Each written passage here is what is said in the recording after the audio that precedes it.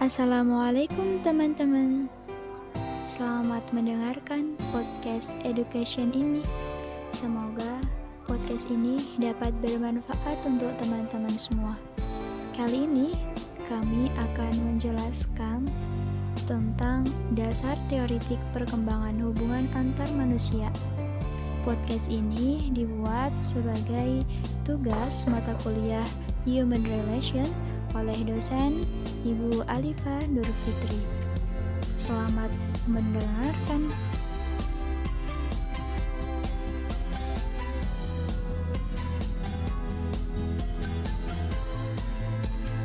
Baik, membahas tentang dasar teoritik perkembangan hubungan antar manusia tidak jauh berbeda.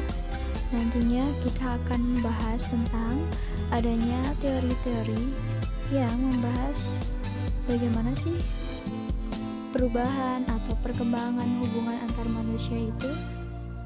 Nah, perubahan tidak akan berjalan lancar apabila tidak adanya niat baik dalam hubungan antar manusia atau human relation dari orang-orang yang di dalam suatu organisasi, baik itu pada tingkat manajer maupun para karyawannya. Nah, hubungan antar manusia adalah komunikasi antar pribadi yang manusiawi. Berarti komunikasi yang telah memasuki tahap psikologis yang komunikator dan komunikannya saling memahami pikiran, perasaan, dan melakukan tindakan bersama.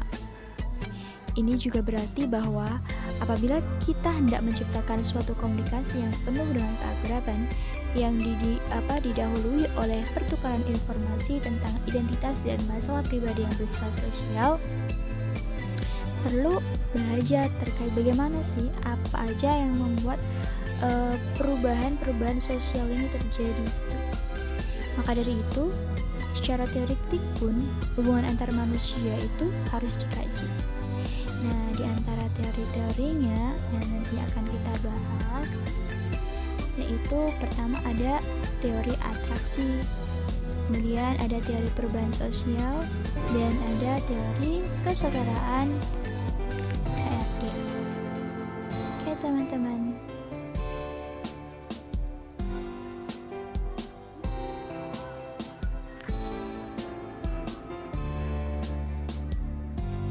Assalamualaikum warahmatullahi wabarakatuh. Saya Konita Ibra Afkarina, NIM 18010560022. Di sini saya akan menjelaskan mengenai teori atraksi. Atraksi berasal dari bahasa Latin atter, yang artinya menuju, serta ter yang artinya menarik.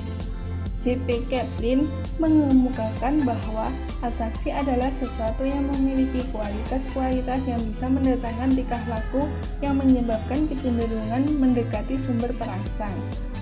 Semakin tertarik kita pada seseorang, maka semakin besar kecenderungan kita berkomunikasi dengan dia. Oleh karena itu, atraksi adalah kesukaan pada orang lain, sikap positif, dan daya tarik seseorang. Adanya daya tarik ini membentuk rasa suka. Rasa suka pada seseorang umumnya membuat orang yang kita sukai menjadi signifikan bagi kita. Teori dari atraksi atau bisa disebut teori liking, teori alasan mengapa menyukai orang lain ada 4 teori. Yang pertama, teori reinforcement theory menjelaskan bahwa seseorang menyukai orang lain adalah sebagai hasil belajar.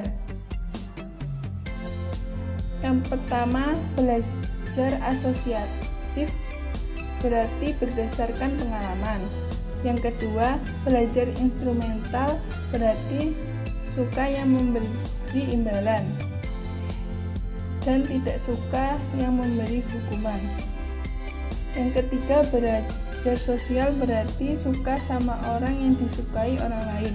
Yang kedua, equality theory menyatakan bahwa dalam suatu hubungan manusia selalu cenderung menjaga keseimbangan antara harga yang dikeluarkan dengan ganjaran yang diperoleh.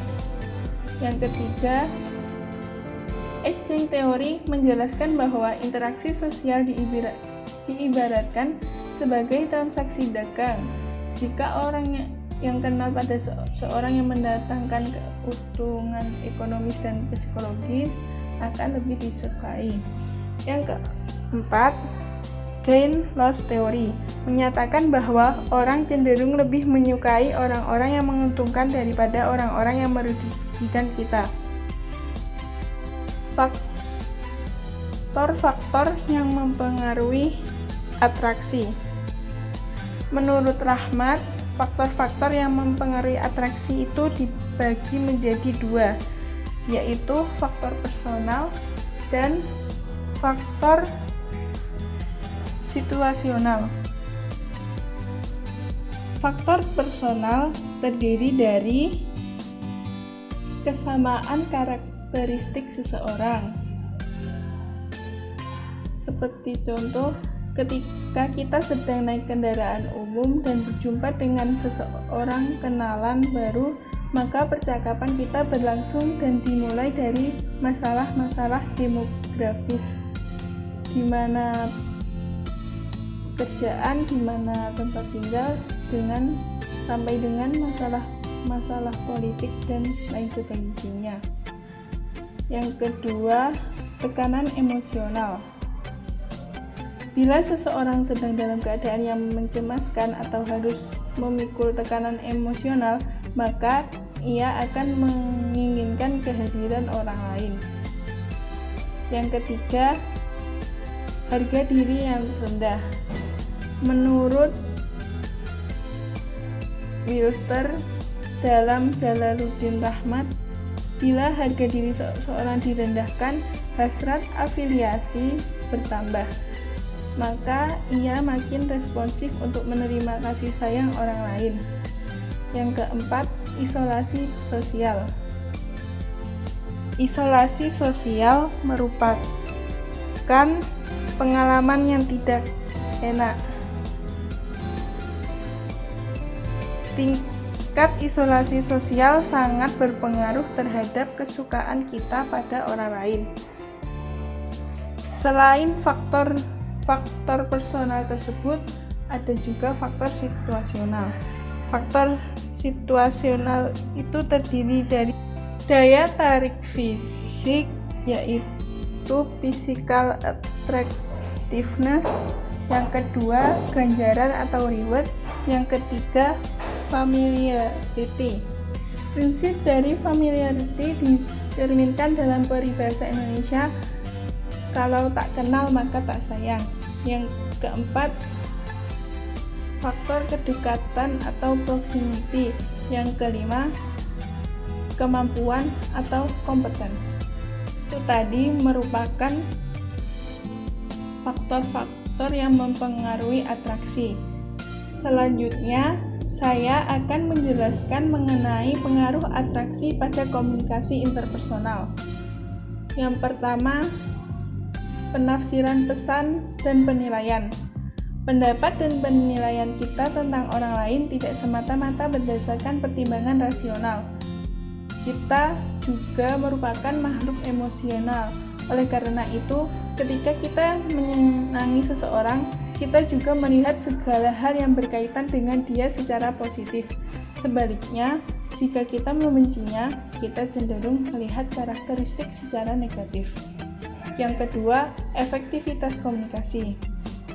Komunikasi interpersonal dinyatakan efektif bila pertemuan komunikasi merupakan hal yang menyenangkan bagi. Baik Mbak Ibra, terima kasih atas penjelasannya. Alhamdulillah, sangat mantap sekali. Nah, untuk penjelasan yang kedua terkait tentang teori-teori perubahan sosial akan dijelaskan oleh saya sendiri. Silakan teman-teman bisa menyimak ya penjelasan dari saya.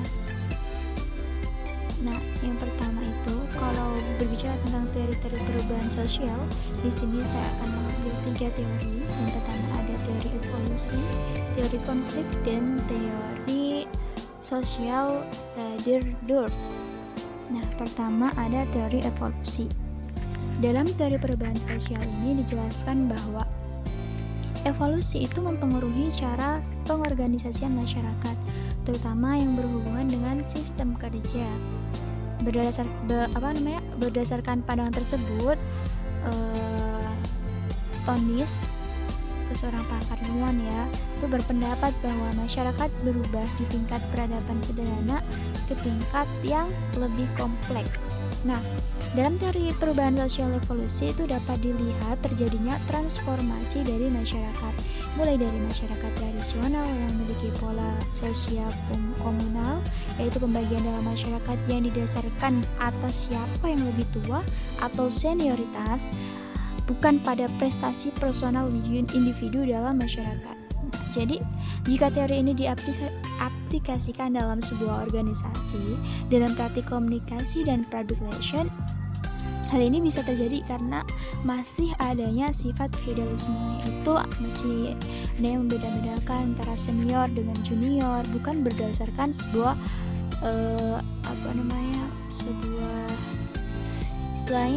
sebuah prestasinya itu. Seperti itu.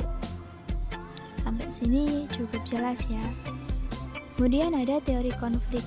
Nah, teori konflik ini dipengaruhi oleh pandangan beberapa ahli ya. Ini ada pandangan ahli, teman-teman pasti kenal nih, Karl Marx, dan ada Ralph Nader-Dorf. Nah, dalam teori perubahan sosial ini tentu saja memandang konflik sebagai teori terjadinya perubahan sosial dalam masyarakat. Teori ini melihat masyarakat dalam dua kelompok atau kelas yang saling berkonflik, yaitu kelas borjuis dan kelas proletar. Kedua kelompok sosial dalam masyarakat ini dapat dianggap sebagai majikan dan pembantunya. Dengan kepemilikan harta dan hak atas hidup yang lebih banyak oleh kaum borjuis dan minimnya bagi kaum proletar, itu akan memicu konflik dalam masyarakat, sehingga nantinya akan terjadi revolusi sosial yang berakibat pada terjadinya perubahan sosial.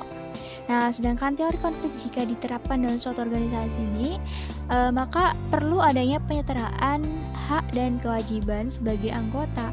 Dalam artian di sini tidak membeda-bedakan mana sih kaum yang kalangan menengah ke atas, mana sih yang kalangan menengah ke bawah. Nah, di situ semuanya diratakan sesuai dengan fungsi dan perannya masing-masing. Seperti itu. Nah, kemudian teori yang ketiga yaitu ada teori perubahan sosial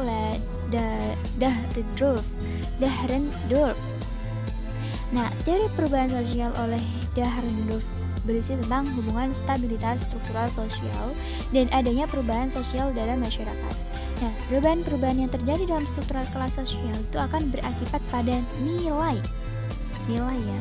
Kepentingan dalam hal ini dapat menjadi nilai serta realitas dalam masyarakat.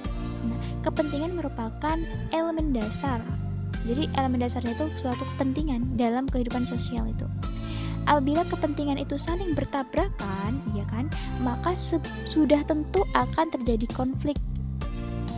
Nah, dari segi ekonomi misalnya, kepentingan buruh tani dan pekerja pabrik tuntutan kenaikan upah agar dapat mempertahankan hidupnya. Nah, teori ini jika diaplikasikan dalam sebuah organisasi, itu maka perlu adanya penyamaan visi dengan tujuan dapat diajak bersinergi, sehingga dalam hal ini dapat meminimalisir adanya perubahan-perubahan sosial yang nantinya dapat menjadikan ketidaklancaran dalam jalannya suatu organisasi tersebut.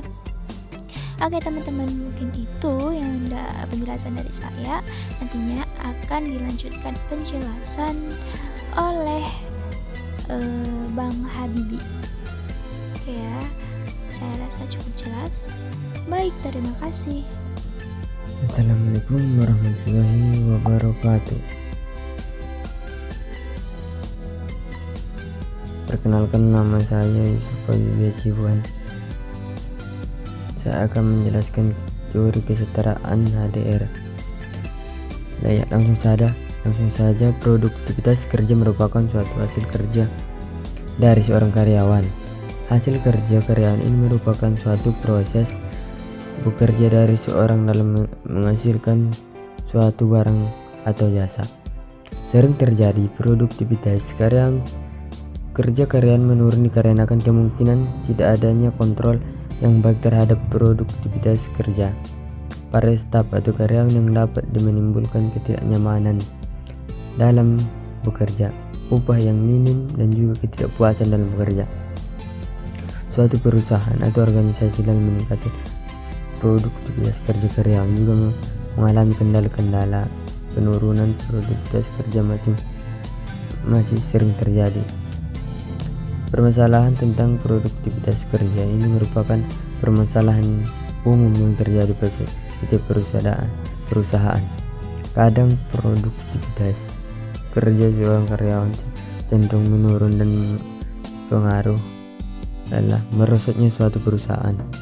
Bila tidak diatasi dengan baik, maka perusahaan tersebut akan cenderung mengalami penurunan yang signifikan. Maksud dari artikel yang di atas adalah kinerja karyawan atau performance yang merupakan hasil atau keluaran dari suatu proses. Data tentang produktivitas kerja di beberapa provinsi appraisal, yaitu penilaian kerja.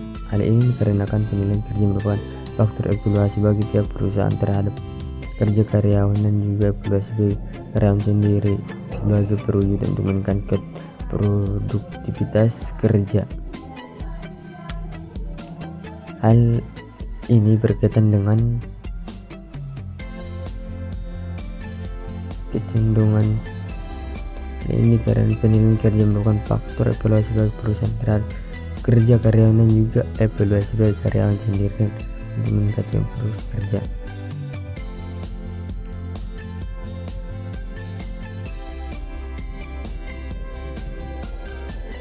Produktivitas kerja ini dapat menurun kemungkinan adanya persaingan yang tidak sehat, kecemburuan sosial antara para anggotanya, kurangnya pemahaman dalam berpola pikir akan mengakibatkan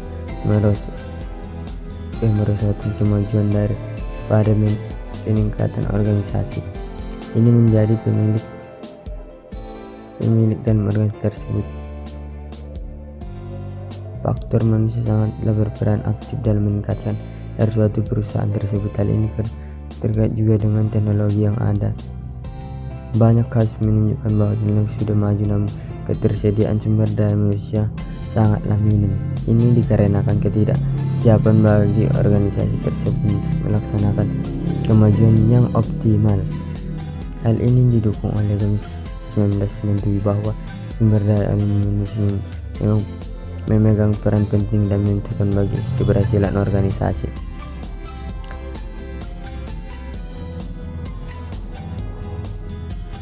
Teori produktif kerja menurut Basho 1998 adalah produktivitas sebagai pengukuran output berupa barang atau jasa dalam hubungan dengan input yang berupa karyawan, modal, materi, dan bahan baku dan peralatan.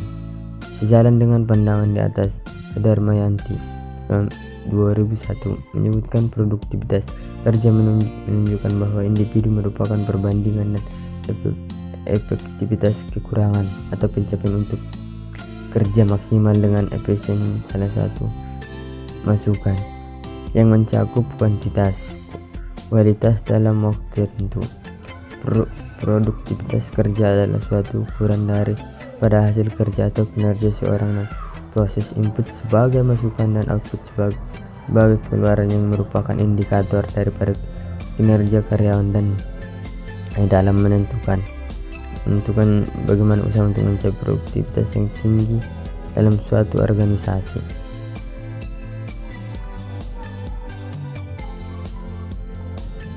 Berbagai jenis pekerjaan yang dilakukan oleh karyawan ideal membutuhkan kriteria yang jelas sesuai dengan tugas pokok fungsinya masing-masing.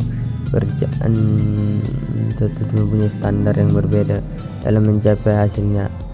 Makin rumit pekerjaan, maka standar optimasi prosedur yang ditetapkan semakin detail dan menjadi syarat mutlak yang harus dipenuhi. Melihat bukti dan pernyataan ahli di atas menunjukkan adanya bagaimana bagian dalam suatu perusahaan atau organisasi mempunyai tugas fungsi pokok untuk menyediakan tenaga kerja mempunyai kompetensi dan keahlian khusus dan masing-masing pekerja, maka peran penting dan berfungsi bagaimana pengembangan sumber daya manusia.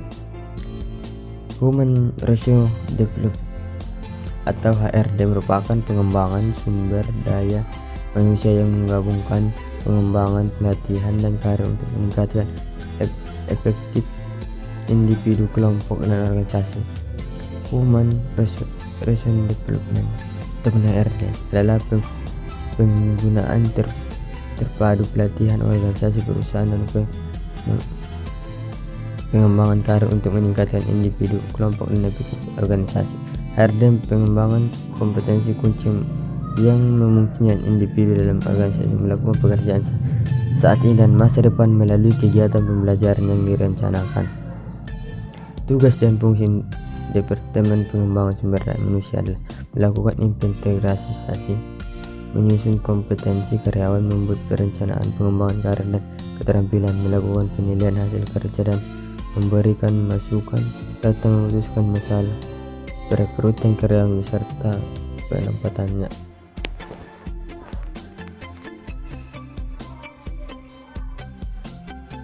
Alhamdulillah, materi pada kali ini sudah tersampaikan semua ya teman-teman.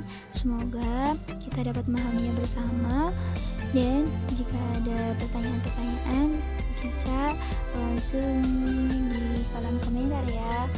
Terima kasih teman-teman atas sebuah perhatian, dan mohon maaf jika ada kesalahan dari kami. Assalamualaikum warahmatullahi wabarakatuh.